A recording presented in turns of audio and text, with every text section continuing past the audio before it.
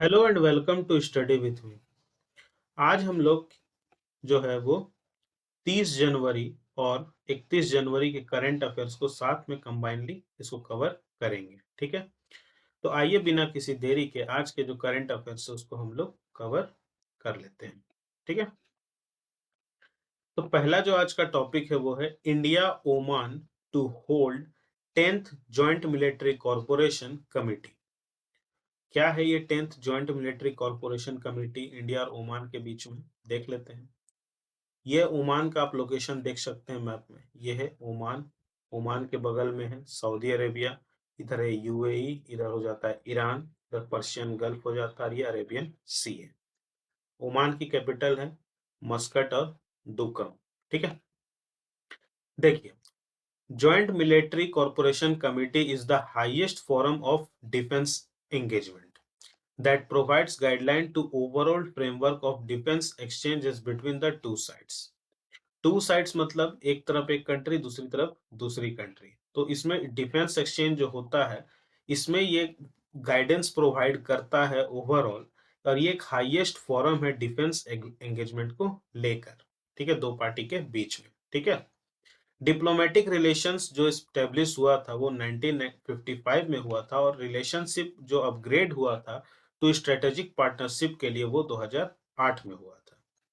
Major areas of cooperation क्या होता है डिफेंस के अंदर में, तो Oman remains India's closest defence partner in Gulf region. Gulf region के अंदर में ओमान जो है इंडिया का सबसे नजदीकी डिफेंस पार्टनर है, और with three armed forces of India conducting regular bilateral exercise. और तीनों जो आर्म्ड फोर्सेस है इंडिया की वो हमेशा बायलैटरल एक्सरसाइज करते रहते हैं ओमान के साथ। ठीक है, करते रहती है ओमान के साथ। Oman also provides critical operational support to Indian naval developments in Arabic sea Arabian sea for anti piracy mission. Anti piracy mission के लिए अरेबियन सी के अंदर में इंडियन नेवल जो डिप्लॉयमेंट्स है उसको ऑपरेशनल सपोर्ट प्रोवाइड करने में ओमान जो है वो मदद करता है इंडिया का। स्ट्रेटेजिक क्या है, India has secured access to Oman port of Duqm for military use and logistical support.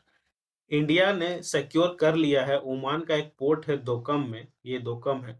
ठीक है, इस पोर्ट के अंदर में वो मिलिट्री यूज करता है और लॉजिस्टिक सपोर्ट भी उसको मिलता है as part of its strategic to counter Chinese influence in the region. Chinese influence जो इस रीजन में बढ़ रहा है उसको ध्यान में रखते हुए ये यहाँ पे इस तरह से स्ट्रेटेजिक सपोर्ट दोनों को इंडिया को मिलता है, और वो वहां पे मिलिट्री यूज और लॉजिस्टिक सपोर्ट भी करता है। Oman has been a key pillar of India's West Asia policy। India का वेस्ट एशिया पॉलिसी में भी ये ओमान जो है वो इंडिया के साथ एक की पिलर की तरह खड़ा मिलता है, साथ देता है इंडिया का। Economic and commercial, during 2019-20 bilateral trade कितना का था, तो 5.93 बिलियन यूएस डॉलर का था। For Oman, India was third largest source of its import and third largest market for Oman's crude oil exports in 2019। In Oman जो है India का third largest importer है और थर्ड लार्जेस्ट मार्केट है crude oil का export, जो कि 2019 के आधार पर देखे तो। Cultural and people to people contact भी है, तो both country have close cultural relation है at the since the time Indus valley civilisation के समय से। ठीक है, according to Mesopotamian text Oman was known as a मगन। ओमान को मेसोपोटामियन टेक्स्ट के अंदर में मगन नाम से जाना जाता था। Presently there was over 5 lakh Indians in Oman. Oman के अंदर में अभी 5 लाख इंडियंस जो है अभी हैं वहां पे।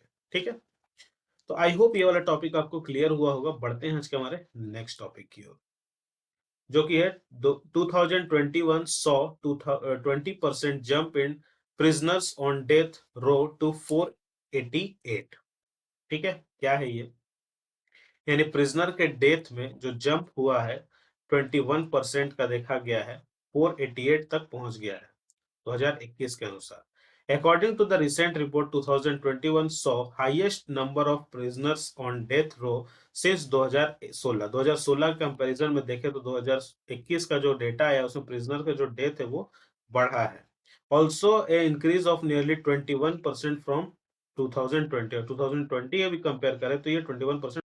कैपिटल पनिशमेंट और death penalty is the execution of an offender sentence to death after conviction by a court of law.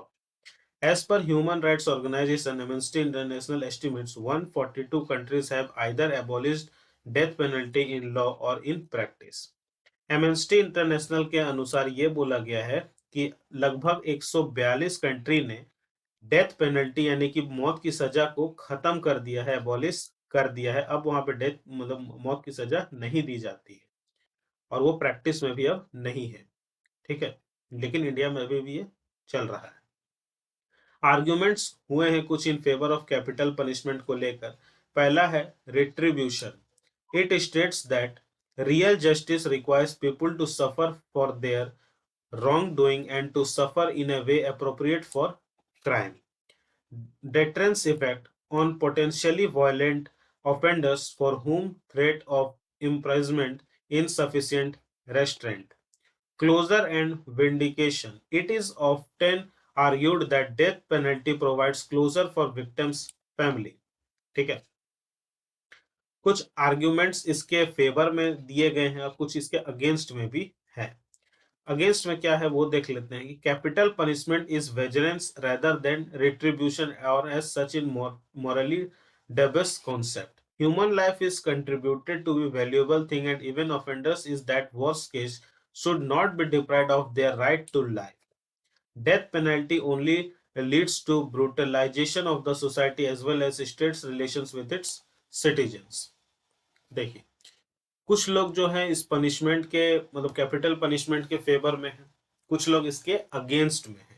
Favour में बोला जा रहा है कि नहीं, रियल जस्टिस जो है कि उसको मौत का सजा देना चाहिए। ठीक है, जो विक्टिम्स है यानी जो लोग जिनके साथ हादसा हुआ है, जो जिसने ये क्राइम किया है, उसने इतना बुरा क्राइम किया है कि उसके लिए ये सजा जरूरी है, क्योंकि अगर ऐसी सजा नहीं दी जाएगी तो समाज को ये चेतावनी कैसे मिलेगी कि आगे किसी को ऐसा करना नहीं है। अगर कोई ऐसा करता है तो उसको मौत की सजा भी, डेथ पेनल्टी भी उसको दी जा सकती है। लेकिन कुछ लोगों का कहना है कि ये जो है ब्रुटलाइजेशन हो सकता है सोसाइटी के लिए, यानी कि लोग इससे इतना भयभीत हो जाएंगे कि वो सहम सहम के अपनी जीवन व्यापन करेंगे। और साथ ही साथ किसी ने क्राइम किया है लेकिन उसको उसको हमें मौत की सजा देना ये गलत है, ये उसके राइट टू लाइफ के अगेंस्ट हो जाता है। तो कुछ लोग इसके फेवर में बोलेंगे, कुछ लोग अगेंस्ट में बोलेंगे।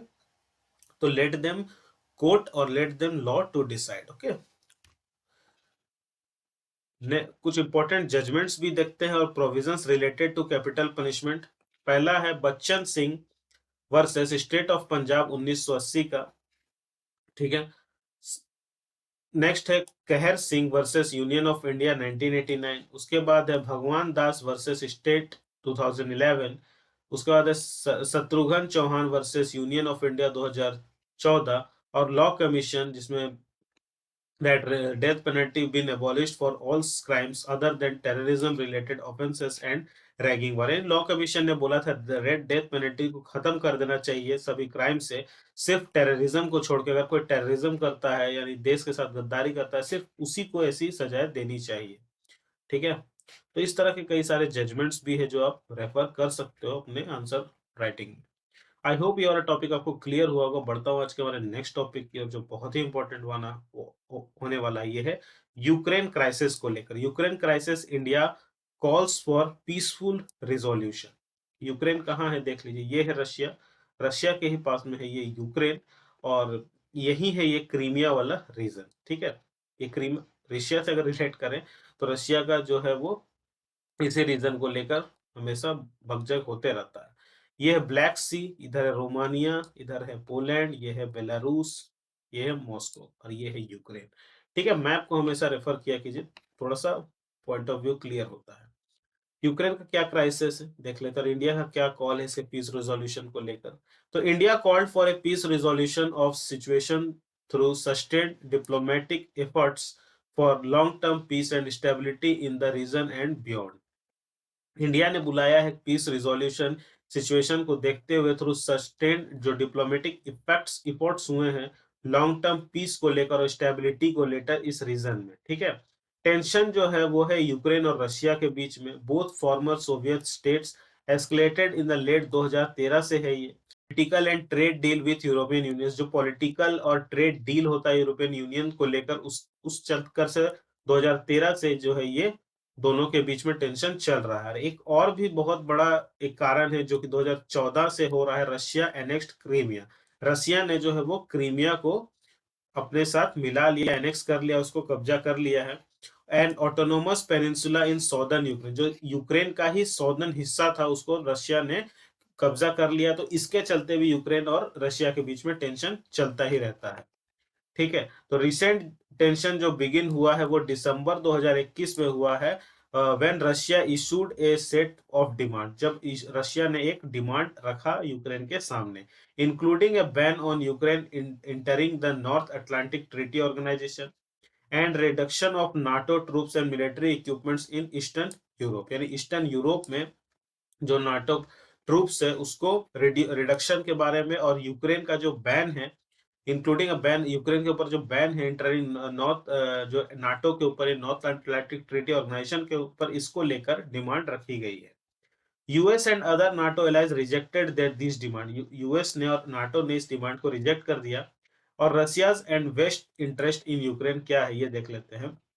The Ukraine and Russia share hundreds of years of cultural, linguistic and familial links। दोनों के बीच में बहुत पुराना कल्चरल है, भाषाई तौर पर और फैमिलियरली एक रिलेशन है। शेयर हेरिटेज, इमोशनल इश्यूज भी है, that has been exploited for electoral military purposes. ठीक है, फॉर यूएस एंड ईयू, मतलब यूनाइटेड स्टेट्स और European Union, Ukraine is a crucial buffer between Russia and the West. Ukraine जो है एक buffer की तरह बना हुआ है रशिया और वेस्ट के बीच में। इंडिया का क्या स्टेक है इसमें? तो विथ रशिया जो है स्ट्रॉन्ग डिफेंस टाइज होता है इंडिया का, बिटवीन 60 से 70% जो सप्लाई है वो रशिया से ही करता है इंडिया। और key to India engagement in Afghanistan में भी है। हॉस्टिलिटी विथ वेस्ट में पुश रशिया टुवर्ड्स चाइना। और विथ यूएस एंड यूरोप के साथ क्या है कि both are important partners for India strategic calculus amid stand off with China. तो दोनों के साथ ही इंडिया का जो है वो रिलेशन है। ठीक है, तो आई होप ये वाला टॉपिक आपको क्लियर हुआ होगा। बढ़ता हूं आज के हमारे नेक्स्ट टॉपिक की ओर। नेक्स्ट टॉपिक है government moods plans to link digital IDs. क्या है ये देख लेते हैं। तो to establish federal digital identities to optimise number of digital identities that a citizen needs to have. Plan is to link various consumer identification data into a single unique ID for digital transactions such as authentication and eKYS। यानी कि ये तैयारी में ये develop establish करने की कोशिश की जा रही है फेडरल डिजिटल आइडेंटिटीज, जहां पे एक optimise number of digital identities होगा सिटीजन के पास, जहां के उनके जो कंज्यूमर का जो आइडेंटिफिकेशन या डेटा है उसको एक सिंगल यूआईडी के में उसको जोड़ दिया जाएगा, जिससे कि उन्हें डिजिटल ट्रांजैक्शन में मदद मिलेगी, जैसे ऑथेंटिकेशन या ई केवाईसी जो सर्विसेज है उसमें। ठीक है, उसको लिंक करने की बात की जा रही है, ताकि एक सिंगल यूनिक आईडी रहेगा हर एक कस्टमर का। ठीक है, तो एट प्रेजेंट जो है ministry and states are required to create several identities for same citizen acting in different capabilities like student, teacher, farmer, landowner, entrepreneur, customer of a bank, etc. Proposal is a part of Ministry of Electronics and Information Technology, India's Enterprises Architecture 2.0 framework, 2.0 framework। ईडिया framework जो है notified जो हुआ था 2018 में हुआ था, जिसको promote करना था the evolution of digital ecosystem. It consist of a set of principles and architectural patterns to enable development of large digital systems with a focus on public sector. A digital ecosystem a distributed, adaptive, and open socio-technical system with properties of self-organization, scalability, and sustainability. IDEA 2.0 framework aims to enable governments and private sector enterprises to design IT architectures that can span beyond organizational boundaries for delivery of integrated services। ठीक है, मतलब एक तरह से जो है सारे customer का सारा डेटा लेके उसको एक आइडेंटिफिकेशन डेटा के साथ एक सिंगल यूनिक आईडी के साथ उसको जोड़ने की बात की जा रही है, जिससे कि उनको डिजिटल ट्रांजैक्शन वगैरह में उनको दिक्कत नहीं होगी और ज्यादा वो सेफ हो जाएगा। ठीक है, ऐसी कुछ प्लान हो रही है। ठीक है, आई होप ये वाला टॉपिक आपको क्लियर हुआ होगा। बढ़ता हूँ आज के हमारे नेक्स्ट टॉपिक की ओर। Minister of minister for ports shipping and waterways minister of port shipping and waterways reviewed progress of various green initiatives undertaken under MIV 2030। क्या है? तो मैरीटाइम इंडिया विजन जो है 2030 का, इसका ऑब्जेक्टिव क्या है? Propelling India to the forefront of global maritime sector in the next decade. MIV 2030 का ई विजन जो है ओवरऑल इन्वेस्टमेंट है 3 लाख से 3.5 lakh crore, 3 lakh to 350, 3.5 lakh crore across port shipping and inland waterways category. यानी इतना पैसा का इन्वेस्टमेंट करने का है प्लान पोर्ट्स में, शिपिंग में और इनलैंड वाटरवेज कैटेगरीज में। ग्रीन पोर्ट इनिशिएटिव क्या है? ये अंडर आता है एमआईवी, इंक्लूड करता है acquisition of equipments for monitoring environmental pollution, acquisition of dust suspension suppression system, setting up of sewage और वेस्ट वाटर ट्रीटमेंट प्लांट्स। ठीक है, मेजर थीम क्या है ऑफ एमआईवी? तो develop best in class port infrastructure, enhances logistic efficiency through technology and innovation, enhance global share in ship building, repair and recycle, encourage cargo and passengers movement through inland waterways, promote ocean, coastal and river cruise sector, lead the world in safe, sustainable and green maritime sector। यानी कि infrastructure को और ज्यादा develop करना, logistic को और ज्यादा efficient करना टेक्नोलॉजी और इनोवेशन के थ्रू, और इन्हांस करना ग्लोबल शेयर शिप बिल्डिंग में और रिपेयर रिसाइकलिंग में, इन्हांस करना कार्गो और पैसेंजर मूवमेंट में इनलैंड वाटरवेज में, साथ ही साथ ओशियन को प्रमोट करना, कोस्टल रिवर क्रूज सेक्टर को प्रमोट करना। ठीक है, इंडियाज मैरीटाइम, ठीक है, maritime 95% of the country's trade volume and 65% of the trade value is being undertaken through maritime transport. Over 5,000 kilometer navigational inland waterway under development. Ranks second in ship recycling and 21st in ship building. Ranked almost in top 5 countries supplying trained manpower। ठीक है, तो काफी ज्यादा important है ये, काफी ज्यादा investment है, इसका विजन है, बहुत ही इंपॉर्टेंट है ये। तो आई होप आपको ये जो टॉपिक है ये क्लियर हुआ होगा। बढ़ते हैं आज के हमारे एडिशनल टॉपिक्स की ओर। तो आज का हमारा जो पहला एडिशनल टॉपिक है वो है इंडिया आसियान डिजिटल, मतलब जो ये एक्स्ट्रा जो न्यूज है वो देख लेंगे। India ASEAN digital work plan 2022। तो it was approved for second ASEAN digital minister meeting. ये अप्रूव हो गया है इसका सेकंड मीटिंग के लिए। एनुअल मीटिंग होता है telecom minister of 10 ASEAN countries के बीच में। क्या वर्क प्लान रहता है इसमें? Includes system for combating use of stolen and counterfeit mobile handsets, wifi access network interface for nationwide public internet, capacity building and knowledge sharing in emerging areas in the field of information and communication technologies। ठीक है, next है reverse repo normalisation. ठीक है, reverse repo जो है एक interest rate होता है जो आरबीआई पे करता है कमर्शियल बैंक को when they park their excess liquidity with the RBI। Normalization means that the reverse repo rate can be raised in 1 or 2 stages। मतलब 1 या 2 स्टेज में उसको रेज करना है इसमें ये बात की जा रही है। इसका एम है कर्बिंग इन्फ्लेशन को, sucking some liquidity out of the system, will also result in higher interest rates across the board, thus reducing demand for money among customers and make it cloister for businesses to borrow fresh loans। ठीक है, next है forex reserves declined bye $678 million। Forex reserve क्या है? तो foreign exchange या forex reserve एक ही चीज है। ये जो एसेट होता है held on reserve by central bank in foreign currencies, RBI's forex reserve comprises of foreign currency assets, gold, special drawing rights, ठीक है, Value is based on the basket of 5 currencies: US dollar, euro, China, Chinese yuan, yen, and pound sterling. Lowest weightage. Reserve position in IMF. Next है social commerce. क्या है social commerce? तो social commerce model is seeing a surge in the number of non traditional e commerce companies across the country.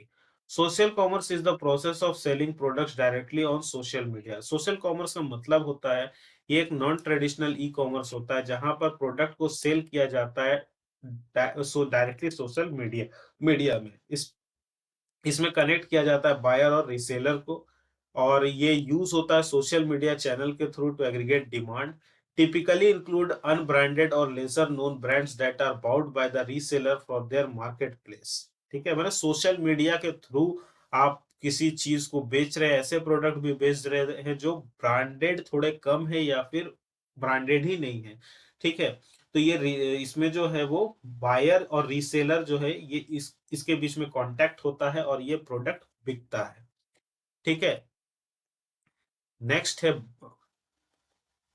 Bomb cyclone. Bomb cyclone क्या है? ये eastern coast of US was hit by bomb cyclone recently. ठीक है, bomb cyclone is created by formation of a rapidly strengthening weather system called bombogenesis. Bombogenesis occurs when a mid-latitude cyclone rapidly intensifies, dropping at least 24 millibars over 24 hours. This can happen when a cold air mass collides with a warm air mass, such as over warm ocean waters. Next, avascular necrosis. क्या है ये? So, with many patients being diagnosed with the long post-COVID complications of avian, AIMS has submitted a proposal to conduct pan-India study on it. A COVID-19 recovery patient experiences avian symptoms after 4 to 5 months. Also called osteonecrosis, avian occurs due to the restricted blood supply to the bone, resulting in loss of its density and weight bearing capacity. ठीक है, before COVID it was found due to smoking, alcoholism and steroid use linked to the other condition. ठीक है, यानी आप जिसको Covid हो गया है और कोविड से वो रिकवर कर गया है तो उसके 4 से 5 महीना के बाद कुछ एवियन सिम्टम्स उसमें दिख रहे हैं जहां पर उसकी बोन डेंसिटी में कमी दिख रही है या वेट बेयरिंग कैपेसिटी उसकी कम हो जा रही है। और ये कोविड के मतलब कि आप पोस्ट कोविड पेशेंट्स में ये देखने को मिल रहा है। और यहाँ ये बोला जा रहा है कि कोविड से पहले ऐसा जो है वो जो लोग स्मोकिंग करते थे या अल्कोहलिज्म होते थे या स्टेरॉइड वगैरह यूज करते थे, ठीक है, अल्कोहल वगैरह इसको शराब वगैरह उसमें दिखता था। ठीक है, ये सारी बातें इसमें बताई जा रही है। ठीक है, पढ़ते हैं नेक्स्ट टॉपिक में कौन कौन से प्लेसेस जो है वो न्यूज में वो देख लेते हैं। तो पहला है बुर्किना फासो। बुर्किना फासो का कैपिटल है ये। ठीक है, ये है बुर्किना फासो। ये बुर्किना फासो में क्या है न्यूज में? तो Burkina Faso witnessed a military takeover recently. Political boundaries इसका है लैंडलॉक्ड कंट्री है वेस्टर्न अफ्रीका में। नाइबर कंट्रीज का देखें तो माली, नाइगर, बेनिन, ये सारे हैं, टोगो। इट इज ये फॉर्मर फ्रेंच कॉलोनी हुआ करती थी और गेन इंडिपेंडेंस इसको मिला है अपर वोल्टा इन 1960 में। ज्योग्राफिकल फीचर्स भी इसका characterised by savanna that is grassy in the north and sparse forest in the south. Longest river इसका है Black Volta. Natural resources are limited and include gold, magnesium and limestone. ठीक है, next है place जो है news में ये होंडुस्रा है। ये है होंडुस्रा। ठीक है, होंडुस्रा जो है ये Xiomara Castro was sworn in as the first women president of होंगुस्ट्रा। फर्स्ट वुमेन प्रेसिडेंट है होंगुस्ट्रा की ये। ठीक है, कास्ट्रो। पॉलिटिकल बाउंड्री है इसका ये एक सेंट्रल अमेरिका की एक कंट्री है जो कि सिचुएटेड है between Guatemala and El Salvador to the west of south and the east. Major water bodies इसकी कैरेबियन सी है in the north and the Pacific ocean in the south. Geographical features भी है इसका रफली triangular in shape. Honduras is the bend in central America. Highest mountain इसका है Manas. Major river जो है सेरो लास मिनास है इसका हाईएस्ट माउंटेन सेरो लास मिनास। मेजर रिवर्स जो है कोको एक्सेट्रा। ठीक है, नेक्स्ट है पर्सनालिटी इन न्यूज में देख लेते हैं, तो बाबा इकबाल सिंह जो ये एजुकेशनिस्ट है, social worker and philanthropist, passed away recently. Values values and ideals की बात करें तो ये सेल्फलेस इंडिविजुअल जो कि डेडिकेटेड है of his life for the dissemination of the value based modern education के लिए और सोशल सर्विस के लिए इन्होंने अपनी पूरी जिंदगी निकाल दी। और जो कास्ट और कम्युनिटी और रिलीजन को लेकर जो भेदभाव है उसको लेकर इन्होंने काम किया। ठीक है, कंट्रीब्यूशन इनका है कलिंगर ट्रस्ट जो स्टार्ट किया गया इनके द्वारा, active social work on rural education को लेकर, drug addiction and women empowerment को लेकर इन्होंने काम किया। इनको पद्मश्री अवार्ड से भी मिला इनको सोशल वर्क के लिए। ठीक है, अगला जो टॉपिक है ये आज का हमारा लास्ट टॉपिक है, ग्रैंड स्लैम। ग्रैंड स्लैम यानी, ठीक है, ये टेनिस खेला जाता है। ग्रैंड स्लैम राफेल नडाल जो है उन्होंने जीता है 21st स्लैम टाइटल। ठीक है, राफेल नडाल जो टेनिस प्लेयर उन्होंने Rafael Nadal one record 21st slam title with Australian open 2022 victory over Daniel Medvedev. He surpassed Roger Federer and Novak Djokovic both at 20 slam.